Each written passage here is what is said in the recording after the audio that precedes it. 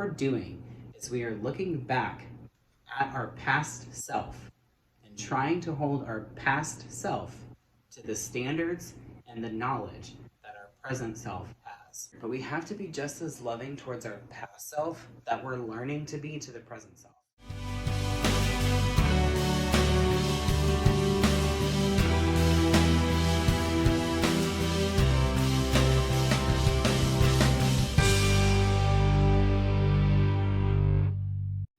So if you're anything like me, you've potentially gotten to this place where after you left your narcissistic or toxic ex, and you started to think back on who they really are, everything that they put you through, the things they lied about, the things they did or didn't do, you really just get to this point where you're just extremely angry with yourself.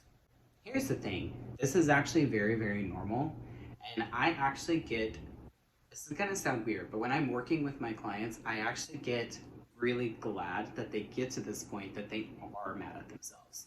Because if you are mad at yourself for dealing with all of this, it may not be an all-consuming belief yet, but there's at least a part of you that knows you were worth more than what you were given, that your value is higher than how they treated you. And that is a really good thing. That's something that we want to capitalize on. Let's talk about the anger part and talk about how we're able to deal with it, because sometimes the anger can prevent us from healing. Because I don't know about y'all, I almost got to the point where I was more mad at myself than I even was at my ex. But when we get to this point where we stay mad at ourselves, that's when bitterness can start to harbor. And there's nothing worse than being bitter and angry at yourself. You know, we can talk about being bitter and angry towards other people all day long, and at the end of the day, no, that's not healthy either. But when you're bitter and angry at yourself, then that can start to affect our beliefs about ourselves, and we start to accept certain lies about ourselves, and that's what we want to avoid. We actually want to capitalize on that worth that's there, that's causing you to be angry, rather than getting consumed in the anger. Most of the time, when we are angry, and we say things like, how could I have been so stupid? Such an idiot, and this and that. What we're doing is we are looking back at our past self and trying to hold our past self to the standards and the knowledge that our present self has. And there's a disconnect. Here's the facts. We didn't know back then what we know now. Maybe back then we didn't even have a smidge of that self-worth that we do now. Maybe back then we hadn't put two and two together yet.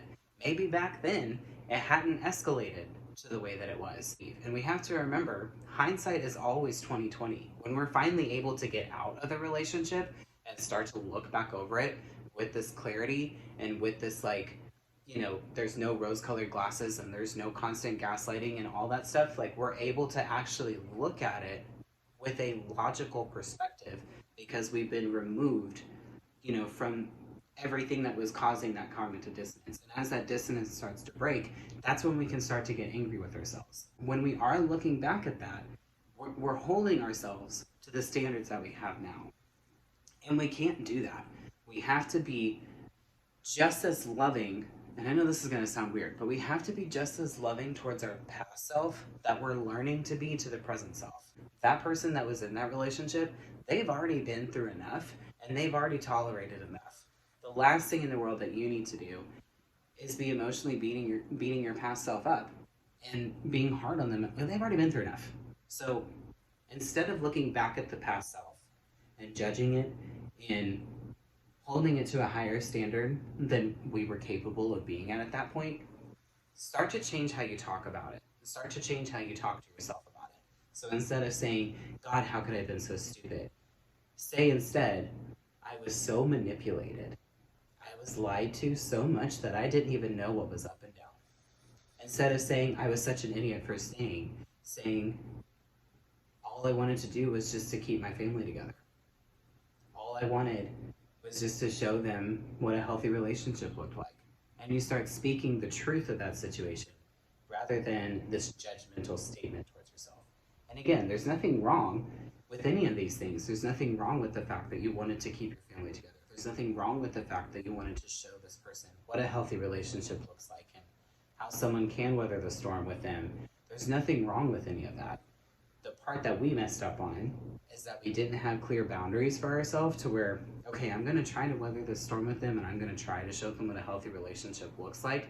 But the moment that this boundary is crossed to where I'm now compromising my own needs, to where I'm now being neglected, to where my tenderness is now being taken advantage of, then that's when I'm out.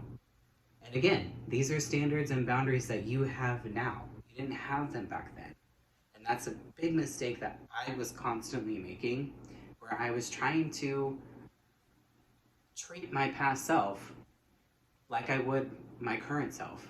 Like, I would never tolerate the things that I tolerated with my ex now. But back then, I was a different person. Back then, before I even met my ex, my life was completely in turmoil. And I needed that. Like, I was completely looking for validation from other people. I was looking for, confidence from other people. And that's why the love bombing stage was so incredibly intoxicating for me, because it was everything that I didn't have for myself. Well, I can't blame that person for that. That's where I was at in my life. Now, I've learned I can't put my validation in other people. I can't find my worth from other people. That worth is not defined by accomplishments or goals that I reach. Worth is an all-consuming belief. I'm learning these things now, but I didn't have these tools back then. When I'm working with my clients, I tell them, you weren't working with a coach back then. You're working with a coach now, and you're learning, and you have a new knowledge base and all of that. So in order to stop this anger with ourselves, we have to stop holding ourselves to that standard. We really have to start treating ourselves with more respect and more grace, and really start to take the judgmental tone out of ourselves and out of how we talk to the past self. Because if you ever find yourself talking to yourself the way that your narcissist used to talk to you, then that's a problem. And that means that we're still, in a way, we are still accepting that same type of behavior that we accepted back then. It's just now we're doing it to ourselves. We're gaslighting ourselves. We're shifting all the blame back to ourselves. Like, we're literally doing all of these things to ourselves. And that's just messy. So I would just really encourage you guys to start watching how you talk to yourself. Start taking care of yourself again. Doing small practices of self-care, like making sure you're doing your nighttime routine every day. Going for walks, going on drives if that's what you enjoy. Do things that make you feel like you are filling your cup back up, and reminding yourself that you are worth it, and reminding yourself that I do have value, and that I do deserve more than I was given, and that I cannot judge the past self based on my current level of standards that I have now. Instead, I'm going to look back at myself and love on them and treat myself with respect and talk to myself with respect. And you might be surprised that that's going to take you a very, very long way throughout your healing journey. So again, I hope this is helpful for you guys. Please comment your thoughts on here, or comment if you've ever struggled with this as well. And make sure you're subscribed to my channel. And as always, thank you for allowing me to be a small part of